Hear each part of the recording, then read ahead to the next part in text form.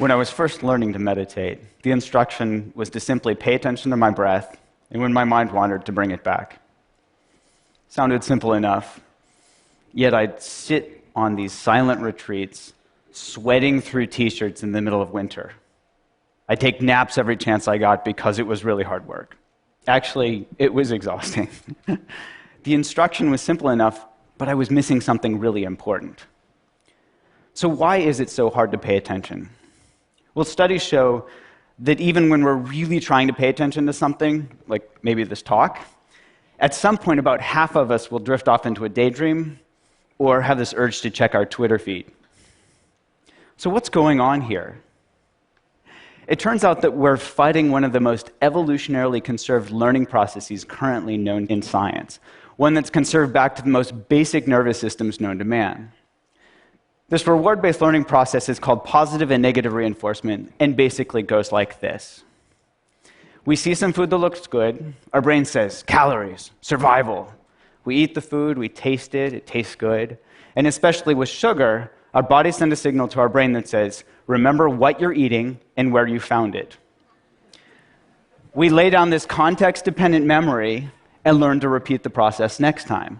See food, eat food, feel good, repeat. Trigger, behavior, reward. Simple, right? Well, after a while, our creative brains say, you know what? You can use this for more than just remembering where food is. Next time you feel bad, why don't you try eating something good so you'll feel better? We thank our brains for the great idea. Try this and quickly learn that if we eat chocolate or ice cream when we're mad or sad, we feel better. Same process, just a different trigger.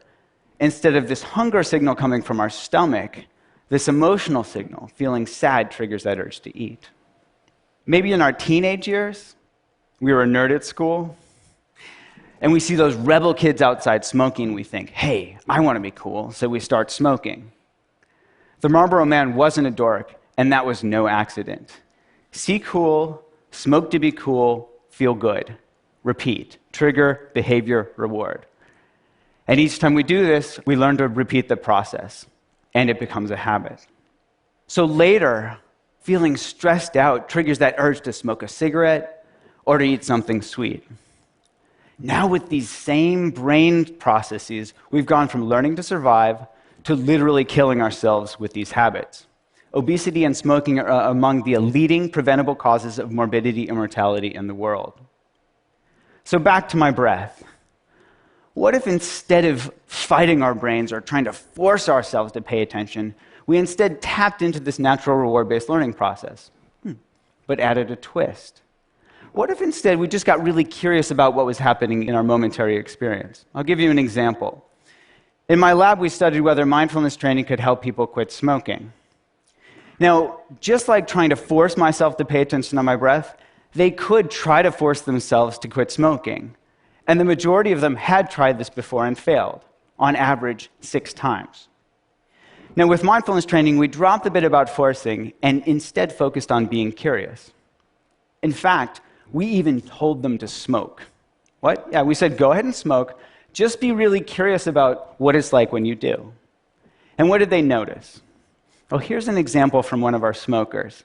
She said, mindful smoking smells like stinky cheese and tastes like chemicals. Yuck. Now, she knew cognitively that smoking was bad for her. That's why she joined our program. What she discovered just by being curiously aware when she smoked was that smoking tastes like shit. Now, she moved from knowledge to wisdom. She moved from knowing in her head that smoking was bad for her to knowing it in her bones. And this spell of smoking was broken. She started to become disenchanted with her behavior. Now, the prefrontal cortex, that youngest part of our brain from an evolutionary perspective, it understands on an intellectual level that we shouldn't smoke. And it tries its hardest to help us change our behavior, to help us stop smoking, to help us stop eating that second, that third, that fourth cookie.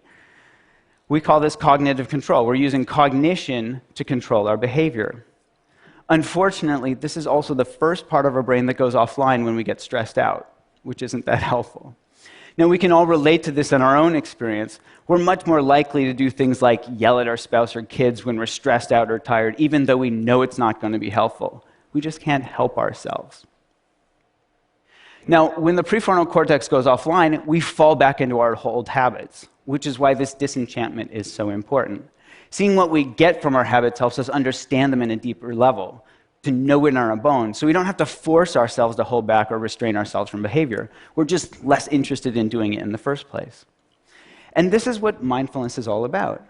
Seeing really clearly what we get when we get caught up in our behaviors, becoming disenchanted on a visceral level, and from this disenchanted stance, naturally letting go. This isn't to say that, poof, magically we quit smoking, but over time, as we learn to see more and more clearly the results of our actions, we let go of old habits and form new ones. The paradox here is that mindfulness is just about being really interested in getting close and personal with what's actually happening in our bodies and minds from moment to moment. This willingness to turn toward our experience rather than trying to make unpleasant cravings go away as quickly as possible.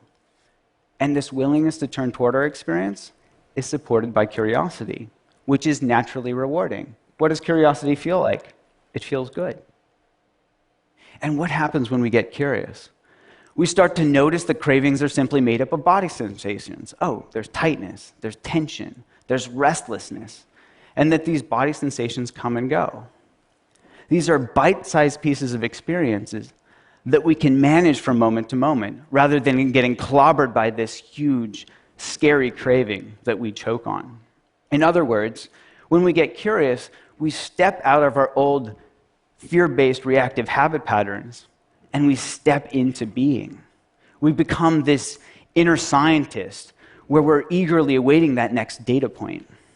Now, this might sound too simplistic to affect behavior, but in one study we found that mindfulness training was twice as good as gold standard therapy at helping people quit smoking. So it actually works. And when we studied the brains of experienced meditators, we found that parts of a neural network of self-referential processing called the default mode network were at play.